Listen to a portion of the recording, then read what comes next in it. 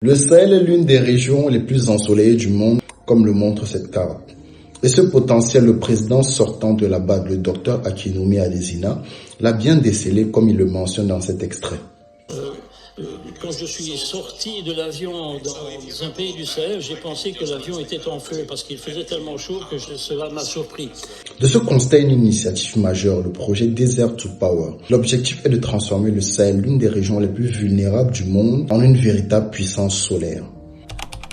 Concrètement, il s'agit d'ajouter 10 gigawatts de capacité additionnelle d'ici 2030 et donner l'accès à l'électricité à 250 millions de personnes.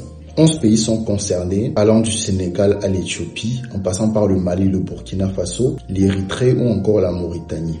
Le projet s'inscrit dans un plus gros programme, le New Deal for Energy for Africa, qui vise à électrifier à plus grande échelle l'Afrique, et aussi la Grande Muraille Verte qui vise à faire reculer la déforestation et le désert dans la zone du Sahel. Pour atteindre ces objectifs, le Desert to Power s'articule autour de 5 grands axes. Augmenter la production d'électricité grâce à de grandes centrales d'énergie renouvelable, renforcer et étendre les réseaux électriques nationaux et régionaux, déployer des solutions centralisées telles que les mini-réseaux, les mini-kits solaires pour les zones rurales, réformer les compagnies d'électricité nationales afin d'accroître leur performance et leur résilience et finalement attirer le secteur privé grâce à de meilleures réformes et de meilleurs cadres en général. Au total, l'initiative nécessitera 20 milliards de dollars mobilisés auprès de la BAD, de partenaires internationaux et aussi du secteur privé. Le programme Desert to Power s'est traduit par des feuilles de route nationales pour tracer la voie et définir les besoins. Mais aujourd'hui, en 2025,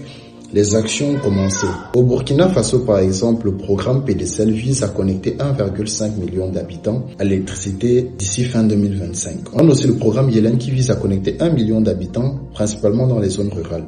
Et aussi, comme initiative phare et projet phare de ces différents programmes, on a la centrale solaire de Dédougou de 18 MW de capacité qui a été lancée au Burkina Faso.